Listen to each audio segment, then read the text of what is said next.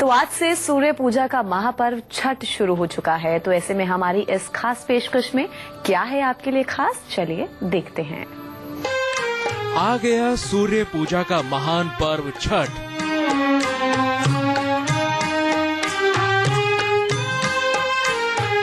आज से 4 दिनों तक कीजिए सूर्य उपासना।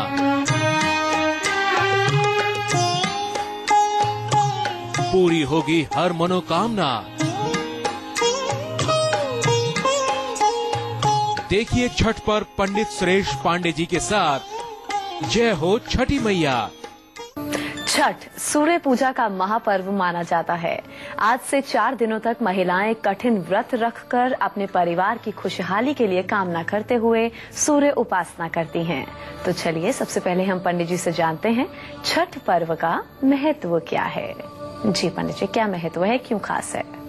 सूर्य जब अपनी उच्च राशि 1 नंबर मेष राशि में रहता है तब उच्च का माना जाता है, क्योंकि उस समय सूर्य अश्विनी नक्षत्र में रहता है।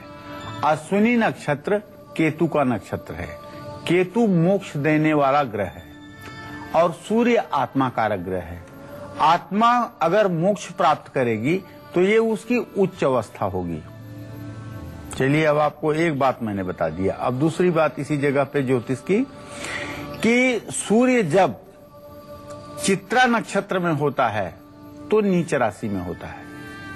चित्रा नक्षत्र राहु का नक्षत्र है। सूर्य आत्मा कारक है, राहु सूर्य का ग्रहण लगाने वाला है। ऐसे में सूर्य नीच राशि में हो जाता है जब राहु के नक्षत्र में होता है। तो ये बात आपको समझ में आ गई होगी कि सूर्य का ग्रहण योग बन जाता है चित्रा नक्षत्र में रहने पर। इस समय तो विशाखा नक्षत्र में सूर्य आ गया है, लेकिन उसका जो परम नीचांशक होता है वो 10 डिग्री पर ही होता है। तो ऐसे में कार्तिक महीने की शुक्ल पक्ष की षष्ठी तिथि को छठ का व्रत करने का विधान है। ऐसी मान्यता है, हमारे शास्त्रों का ऐसा कहना है कि लंका पर जब प्रभु श्री राम ने विजय प्राप्त किया था और विजय पाने के बाद राम राज्य की स्थापना के दिन कार्तिक शुक्ल पक्ष की षष्ठी तिथि को भगवान राम और जगत जननी जगदम्बा माता सीता ने उपवास किया था, व्रत किया था और सूर्य देव की पूजा की थी। सप्तमी को सूर्योदय के समय प्रभु श्री राम और जगत जननी जगदम्बा सीता ने सूर्य की पूजा करके सूर्य को अर्घ्य दिया था और सूर्य का आशीर्वाद प्राप्त किया था। ये तो एक मान्यता है त्रेता युग की। अब थोड़ा सा हम आपको द्वापर में भी लेकर आना चाहते हैं। आज से 5000 वर्ष पहले की बात है। एक दूसरी मान्यता के अनुसार छठ पर्व की शुरुआत महाभारत काल में हुई थी। जैसा कि आप लोग जानते हैं, सूर्य के तेज से कुंती के गर्भ से कर्ण की उत्पत्ति हुई थी, इसलिए कर्ण भी सूर्य पुत्र है। तो कर्ण ने सूर्य पूजा की शुरुआत की थी। कर्ण भगवान सूर्य का परम भक्त था और वीर कैसा था? तेजस्वी खोजते नहीं सम्मान गोत्र बतला के, जग में प्रशस्ति पाते हैं अपना कर्तव्य दिखला के। हीन मूल की ओर देख जग गलत कहे या ठीक, वीर खींचकर ही रहते हैं इतिहासों में लीक। सूत वंश में पला जो चखा न जननी का क्षीर, फिर भी सब वीरों में अद्भुत निकला ऐसा कर्ण था वीर। कर्ण के वीरता का यशोगान, कर्ण के दान का यशोगान जब तक यह पृथ्वी रहेगी तब तक होता रहेगा। कर्ण सूर्य पुत्र था और सूर्य का परम भक्त था, सूर्य का उपासक था। वह हर रोज प्रातः काल नाभि बराबर पानी में खड़े होकर के सूर्य को अर्घ्य देता था, सूर्य की आराधना करता था और सूर्य की ही कृपा से, सूर्य के ही तेज से वह महान योद्धा था। यहां तक कि उस महान योद्धा को पस्त करने के लिए जगत के इकलौते स्वामी भगवान श्री कृष्ण को छल छद्म का भी सहारा लेना पड़ा था। आज भी छठ में अर्घदान की यही परंपरा प्रचलित है। छठ पर्व के बारे में एक कथा और भी है। कथा यह है कि जब पांडवों ने यज्ञ किया और यज्ञ के बाद 15 दिनों के ही अंदर जुए में सारा राजपाट उनका लूट गया, हार गए, द्रौपदी का चीरहरण हुआ। उसके बाद द्रौपदी ने वनवास के समय छठ का व्रत किया, छठ का व्रत रखा और ये कठिन व्रत करके उन्होंने अपनी सभी मनोकामनाओं की पूर्ति की, जिसके परिणाम स्वरूप पांडवों को फिर से राजपाट वापस मिल गया। लोक परंपरा के अनुसार सूर्य देव और छठी मैया का जो संबंध है वो भाई बहन का संबंध है। इसलिए छठ के मौके पर सूर्य की आराधना फलदायी मानी गई है। छठ व्रत करने वाली महिलाएं धन धान्य पति पुत्र और सुख समृद्धि से सदैव पूर्ण रहती हैं। ये व्रत बहुत नियम और निष्ठा के साथ किया जाता है, इसीलिए इसको कठोर व्रत के संज्ञा में रखा गया है। इसमें कठोर उपवास होता है, नमक नहीं खाया जाता है, निर्जल व्रत रखा जाता है, एक बूंद पानी नहीं पिया जाता है। अगर सोचिए तो यह अपने आप में बहुत कठिन व्रत है। षष्ठी को अस्त होते हुए सूर्य को विधि पूर्वक पूजा करके अर्घ्य दिया जाता है। सप्तमी के दिन सुबह महिलाएं नदी या तालाब में स्नान करती हैं और आज 15 नवंबर को छठ का नहाय खाए वाला दिन है। कल 16 नवंबर को छठ की खरना है और 17 अक्टूबर को छठ का साझा अर्घ्य है और 18 नवंबर को सूर्योदय का अर्घ्य होगा और उसी दिन षष्ठी व्रत की पारणा भी होगी। छठ व्रत का अंतिम दिन होगा। तो ये बात ध्यान से अगर आप सुन लेंगे तो यदि आप छठ का व्रत कर रहे हैं तो उसका सही ढंग से आप पालन कर पाएंगे और उसका लाभ आप उठा पाएंगे।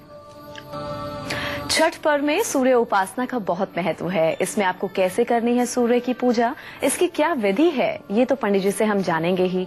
लेकिन उससे पहले आइए जानते हैं राशि अनुसार छठ पर्व में हम सभी को भगवान सूर्य की पूजा कैसे करनी है और इस समय क्या कुछ दान पुण्य करने से जीवन में सुख शांति बनी रहती है। तो चलिए सबसे पहले हम बात करेंगे मेष राशि के जातकों की। इन्हें कैसे सूर्य को अर्घ्य देना है, कैसे सूर्य पूजा करनी है और क्या दान पुण्य करना है ताकि इनकी हर मनोकामना पूरी हो। पंडित जी आपको बताएंगे। जी पंडित जी। मेष राशि की जो महिलाएं हैं जो छठ का व्रत कर रही हैं वो छठ पर्व में लोटे में जल, पीला फूल, हल्दी और तिल मिलाकर के सूर्य को अर्घ्य दें। छठ पर्व में तिल और गुड़ का दान जरूर करें। इससे जहां आपका व्रत सफल होगा वहीं आपकी मनोकामना भी पूरी होगी, इसमें कोई संदेह नहीं है। चलिए अब हम बात करेंगे वृषभ राशि के जातकों की। इन्हें सूर्य की पूजा कैसे करनी है और क्या दान पुण्य करना है ताकि इनकी हर मनोकामना पूरी हो। पंडित जी से हम जानते हैं। जी पंडित जी। ओम ब्रह्म स्वरूपिणे सूर्यदेवाय नमः। ओम ब्रह्म स्वरूपिणे सूर्यदेवाय नमः। देखिए छठ का व्रत है और वृषभ राशि की महिलाएं जो छठ का व्रत कर रही हैं, अगर आपकी सामर्थ्य हो तो चांदी के लोटे से आप जल दीजिए।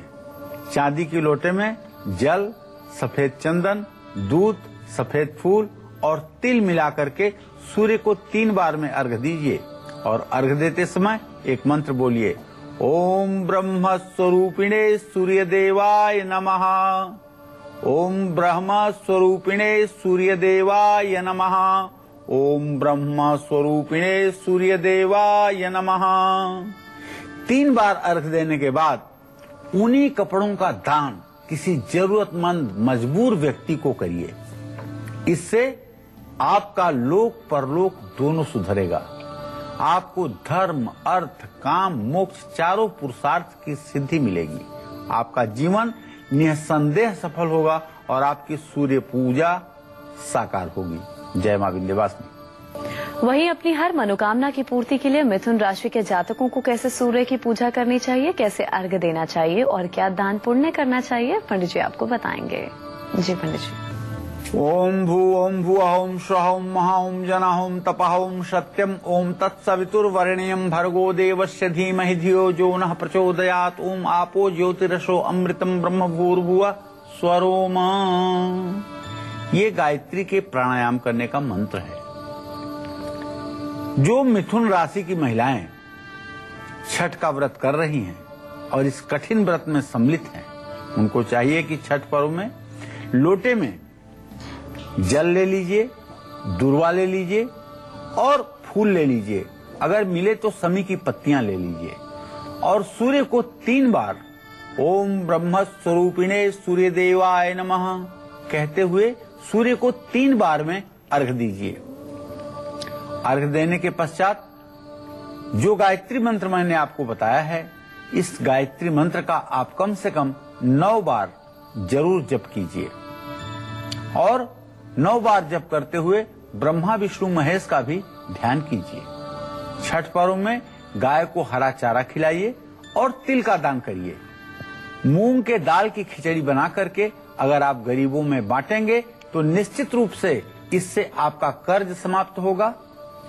अगर आपको मकान की परेशानी है तो आपका मकान बन जाएगा और अगर आपका लड़का पढ़ने में कमजोर है तो निश्चित रूप से उसकी पढ़ाई में भी आपको चमत्कार दिखेगा। इसमें कोई संदेह नहीं है। जय मां विंध्यवासिनी। और अब हम बात करेंगे कर्क राशि के जातकों की। कर्क राशि की महिलाओं को सूर्य को कैसे अर्घ्य देना है, कैसे छठी मैया की पूजा करनी है और क्या दान पुण्य करना है, आइए जानते हैं। जी पंडित जी। कर्क राशि का स्वामी चंद्रमा होता है और सूर्य को अर्घ्य देना है। कहते हैं कि अगर कर्क राशि में सूर्य हो जाए और सिंह राशि में चंद्रमा हो जाए, माने एक दूसरे की राशि का परिवर्तन हो जाए, तो इसका मतलब ये होगा कि जल तत्व में अग्नि तत्व वाला ग्रह हो गया और अग्नि तत्व में जल तत्व वाला ग्रह हो गया। इसका मतलब ऐसे लोग जो होते हैं वो सीख की तरह पतले होते हैं। चाहे पूरी दुनिया की औषधि उनको कर दी जाए लेकिन वो कभी तंदुरुस्त और मोटे नहीं हो पाते हैं। लेकिन कर्क राशि के जातक सूर्य की अगर उपासना करते हैं तो ये सर्वोत्तम बात है, क्योंकि सूर्य प्रकाश प्रकाश करे तब चंद्र प्रकाश दिखाई पड़ता है। सूर्य के ही प्रकाश से चंद्रमा प्रकाशित होता है और चंद्रमा जो प्रकाश अपना जमीन पर पृथ्वी पर डालता है वह सूर्य के ही प्रकाश को समेटे रहता है, जिसे हमारे पृथ्वी पर बिखेरता है। तो कर्क राशि की जो महिलाएं हैं, जो बहनें हैं, जो छठ का व्रत कर रही हैं, उन्हें चाहिए छठ पर्व में चांदी का लोटा हो तो उत्तम है। चांदी का लोटा अगर न हो तो स्टील के लोटे में भी जल भर लीजिए, उसमें थोड़ा सा गाय का दूध डाल लीजिए, साबुत थोड़े से चावल डाल लीजिए और सफेद तिल मिला लीजिए और सूर्य को अर्घ दीजिए। ओम ब्रह्म स्वरूपिणे सूर्य देवाय नमः। इस मंत्र को 3 बार कहना न भूलें। बार बार इस मंत्र को इसलिए दोहरा रहा हूं ताकि आप सबको ये मंत्र याद हो जाए। ओम ब्रह्म स्वरूपिणे सूर्य देवाय नमः। 3 बार इस मंत्र को कहते हुए जल को 3 बार सूर्य के सामने समर्पित कीजिए और ये अर्घ देने के बाद तिल, साबूदाना, ऊन का दान जरूर किसी जरूरतमंद को करिए। चावल और मिश्री का दान छठ पर्व में करना आपके लिए परम लाभकारी होगा। जय मां विंध्यवासिनी। और अब हम बात करेंगे सिंह राशि के जातकों की। सिंह राशि के जातक अगर अपनी मनोकामनाओं को पूरा करना चाहते हैं तो छठ पर उन्हें कैसे छठी मैया की पूजा करनी है, सूर्य को अर्घ्य देना है और क्या दान पुण्य करना है, पंडित जी आपको बताएंगे। जी पंडित जी। ओम कृष्णेन रजसा वर्तमानो निवेशयन्नः मृतं मृतं च हिरणेन सविता रथेन देवो जाति भुवनानि पश्यन्। ये सूर्य का वैदिक मंत्र है और आप सिंह राशि के जातक हैं। आपके राशि स्वामी भी सूर्य देव हैं, जिनकी उपासना सारा संसार इस समय कर रहा है, वही आपके राशि स्वामी हैं। तो आपकी राशि पर तो उनका विशेष अधिकार है। ऐसे में अगर आप सिंह राशि की महिला हैं तो निश्चित रूप से आप अपने आप में विशिष्ट हैं। आप हजारों की भीड़ में अलग रहने वाली हैं। आपका व्यक्तित्व और आपका व्यवहार अपने आप में अद्वितीय होता है, इसमें कोई संदेह नहीं है। और सूर्य की उपासना आपके लिए कामधेनु के समान फल देने वाली है। तो यदि आप व्रत कर रही हैं तो आपको चाहिए कि तांबे के लोटे में जल भर लीजिए, उसमें थोड़ा सा कुमकुम डाल लीजिए या लाल चंदन घिस करके डाल लीजिए, लाल फूल डाल लीजिए और सफेद तिल मिला लीजिए और सूर्य को 3 बार में अर्घ दीजिए।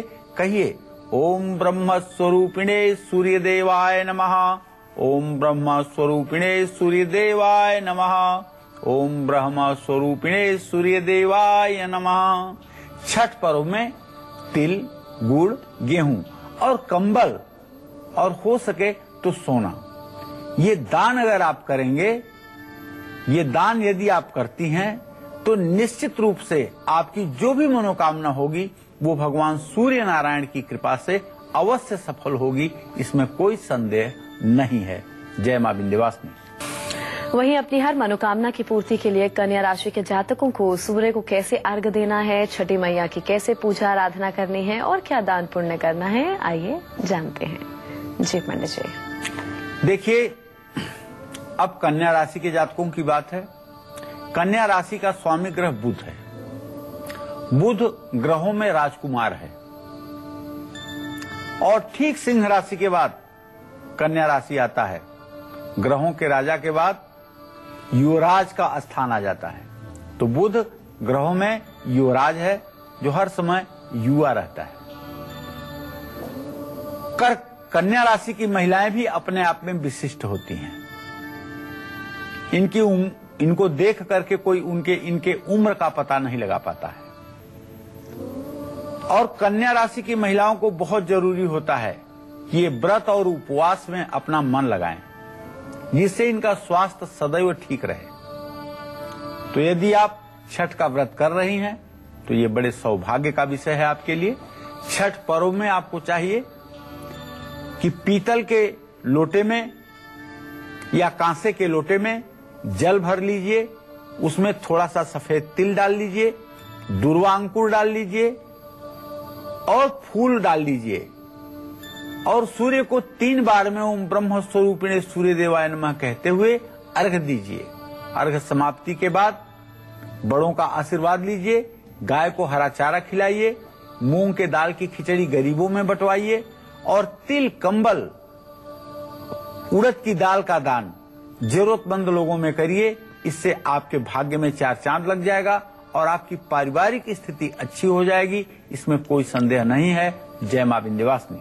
पर्व पर उगते और ढलते सूर्य को जल चढ़ाया जाता है, तो ऐसे में ये अर्घ देने की प्रक्रिया हम सभी लोग पूरे विधि विधान से करें और हमें इसका पूरा फल प्राप्त हो। इसलिए इसकी पूरी विधि क्या है, पंडित जी से हम जानते हैं।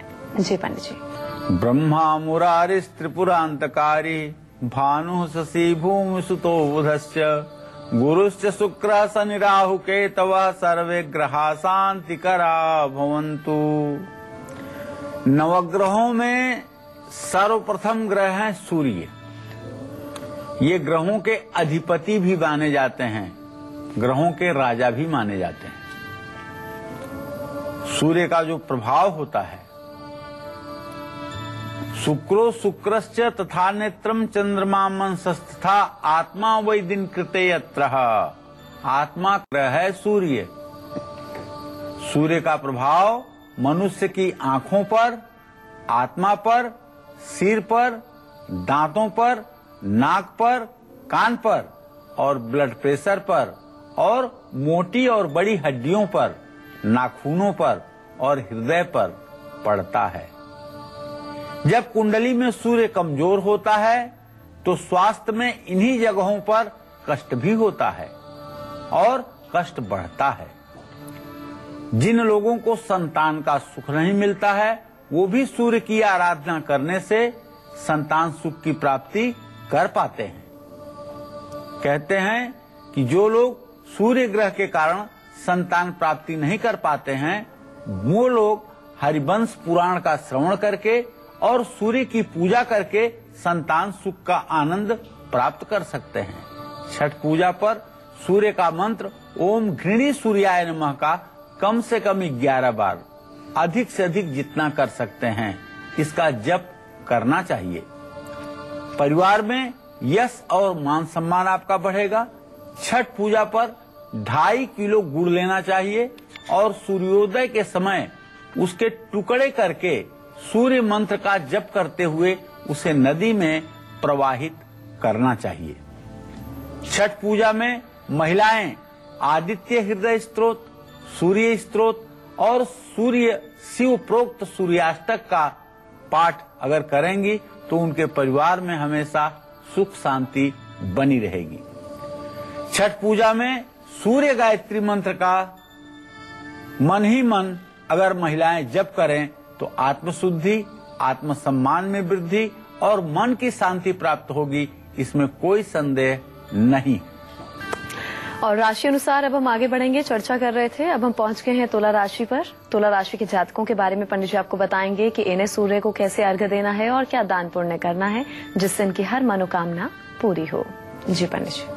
देखिए, तुला राशि की जो महिलाएं छठ का व्रत कर रही हैं, वो छठ पर्व में लोटे में जल, सफेद चंदन, दूध, चावल और तिल मिला करके सूर्य को अर्घ्य दें। अगर आप विवाहिता हैं और आपको भी संतान नहीं हुआ है और तुला राशि की हैं और आपको संतान नहीं हो रहा है, आप डॉक्टरों के चक्कर काट काट कर थक चुकी हैं, तो एक ब्रह्मास्त्र उपाय आपके लिए मैं बताना चाहता हूं, जो निश्चित रूप से अगले छठ तक आपको संतान की प्राप्ति करा देगा। आप सूर्य को अर्घ्य दीजिएगा जिन सामग्री से मैंने बताया, उन सामग्री से, और पानी में ही खड़ी होकर के पूरब दिशा में मुंह करके ओम ह्रीम षष्ठी देव्यै नमः, ओम ह्रीम षष्ठी देव्यै नमः, इस मंत्र का 7 बार जप कर लीजिएगा और सूर्य से प्रार्थना कीजिएगा कि आपको संतान की प्राप्ति सुनिश्चित हो और शीघ्र हो। ओम ह्रीम षष्ठी देव्यै नमः, इस मंत्र का 7 बार जप करके और सूर्य से प्रार्थना कीजिएगा कि आपको शीघ्र तेजस्वी चिरंजीवी दीर्घायु संतान की प्राप्ति हो। और जब पानी से बाहर निकलिएगा, साफ कपड़े पहन लीजिएगा, तो सरसों का तेल, रुई से बना हुआ गद्दा रजाई कपड़ा और सरसों का दान किसी जरूरतमंद व्यक्ति को करिएगा। इससे निश्चित रूप से आपकी मनोकामना पूरी होगी। जय मां विंध्यवासिनी। चलिए अब चर्चा को हम आगे बढ़ाते हैं और पंडित जी से जानते हैं कि जो लोग छठ का व्रत रख रहे हैं तब तो ठीक है, लेकिन जो लोग अपनी सेहत के चलते या अपनी उम्र के कारण ये व्रत नहीं रख सकते हैं, वो छठी मैया की कृपा पाने के लिए और भगवान सूर्य का आशीर्वाद लेकर अपने जीवन को सुखी बनाने के लिए क्या कुछ खास करें, पंडित जी आपको बताएंगे। छठ पूजा के सूर्योदय के समय घर में जो भी महिलाएं स्नान करें तो पानी में खसखस, लाल फूल और केसर जरूर डालें। अगर सरोवर में, नदी, तालाब या गंगा जी में स्नान कर रही हैं या जमुना जी में स्नान कर रही हैं तब कोई बात नहीं, लेकिन अगर घर में स्नान कर रही हैं तो पानी में गुलाब जल, खसखस, ये सब चीजें, चंदन का भूरा डाल करके आपको स्नान करना चाहिए। सूर्य की प्रसन्नता के लिए सूर्योदय के समय जब थोड़ा सा सूर्य निकले तो लाल फूल गीला करके सूर्य को अर्घ्य दें। उसके पहले आप नहा करके तैयार हो जाएं। छठ पूजा के समय अगर आपको अपने सूर्य ग्रह को मजबूत करना है तो परिवार का कोई भी सदस्य रात में देर रात से ना सोए, बल्कि रात में 9 बजे तक सोने का प्रयास करें और सूर्योदय से पूर्व उठने का प्रयास करें। रात में तांबे के बर्तन में जल भर करके अपने दाहिनी तरफ सिरहाने रख दें और परिवार वाले सुबह उस पानी को पी लें। निश्चित रूप से इससे भी सूर्य मजबूत होता है। यह सारे छोटे छोटे उपाय जीवन में कितना परिवर्तन कर सकते हैं, यह तो आप इन उपायों को करके ही जान पाएंगे। लेकिन एक बात बहुत स्पष्ट आपको बताना चाहूंगा, सूर्य आत्मा और साहस का ग्रह है। अगर सूर्य की स्थिति जिसके कुंडली में ठीक है, सूर्य जिसके कुंडली में अच्छा प्रभाव दे रहा है, अरे हमारे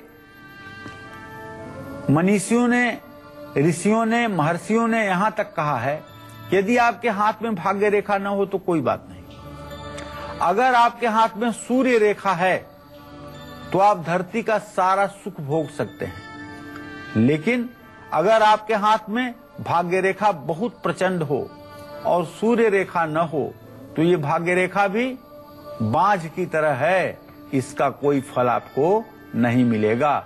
इसलिए मैंने जितने सफल लोगों को देखा है, जो मेरा अभी तक का अध्ययन है, उसके आधार पर लोगों के हाथ में सूर्य रेखा बड़ी मजबूत होती है। भाग्य रेखा भले ही न हो, लेकिन यदि सूर्य रेखा मजबूत हो तो निश्चित रूप से ऐसा व्यक्ति अपने जीवन के सभी योजनाओं में सफलता प्राप्त करता है और सफलतापूर्वक जीवन यापन करता है, इसमें संदेह नहीं है। इसलिए सूर्य पूजा का और भी महत्व बढ़ जाता है। वृश्चिक राशि के जो जातक हैं, सूर्य पूजा और दान करके छठ पर्व को अपने सफल और सुखी बना सकते हैं। छठी मैया का आशीर्वाद पाने के लिए वृश्चिक राशि के जातकों को सूर्य को कैसे अर्घ्य देना है, कैसे पूजा आराधना करनी है और क्या दान पुण्य खास करना है, आइए पंडित जी से हम जानते हैं।